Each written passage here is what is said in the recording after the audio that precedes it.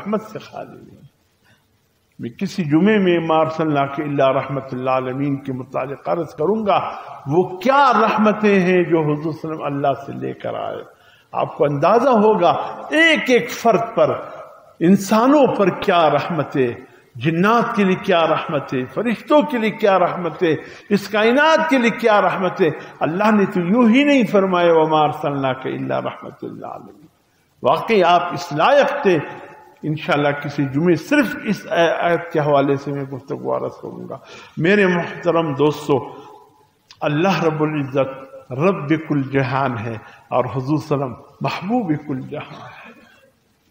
زمین پر تھے، بیت اللہ میں تھے، اللہ نے آپ کو امام الناس بنا دیا، انسانوں کے امام. بیت المقدس پہنچے معراج کے موقع پر، اللہ نے آپ کو امام الانبیاء بنا دیا. اور جب سدرۃ المنتہا پر پہنچے، اللہ نے آپ کو امام الملائکہ بنا دیا.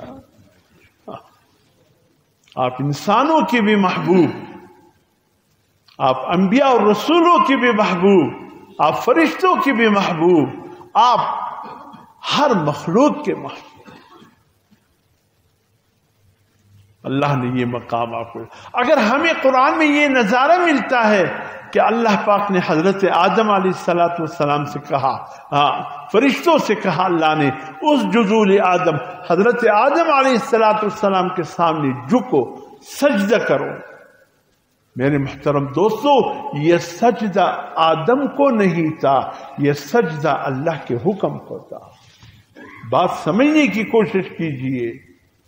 بہت سے لوگ اس سجدے سے قیاس کرتے کہ قبروں کو بھی جائز ہے، ولیوں کو بھی جائز ہے، بزرگوں کو.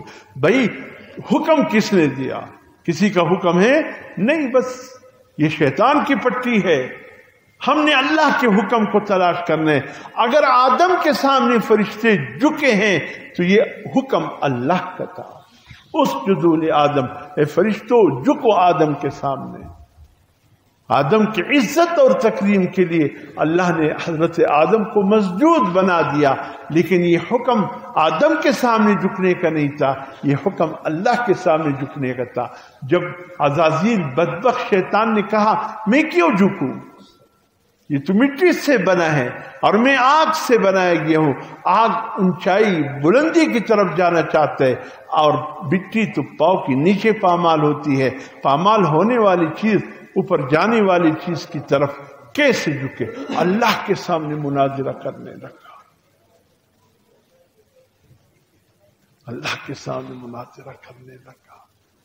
آدم علیہ السلام سے جو بھول ہو گئی، مارے مارے پھر رہے تھے. ربنا ظلمنا انفسنا، ربنا، اے اللہ میں نے اپنی جان پہ ظلم کیا. انسان تھا، مٹی سے بنا تھا، عاجزی تھی اس میں. یہ بدبخت جو آگ سے اللہ نے بنایا تھا، بلندی تھی، تکبر غرور آ گیا. میں کیوں جھکوں؟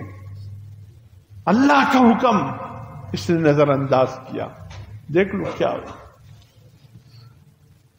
اگر آدم کے سامنے فرشتے اللہ کے حکم سے جھکے تو اللہ کے حبیب صلی اللہ علیہ وسلم کا حال یہ ہے. میرے محترم دوستو، ان اللہ و ملائکتہ یصلون علی النبی. اللہ نے حضور صلی اللہ علیہ وسلم کو پھر یہ مقام دیا. ہم وقت، ہر وقت اللہ بھی، اللہ کے فرشتے بھی اپنے حبیب کے لیے صلاۃ و سلام میں مصروف نظر آتے ہیں.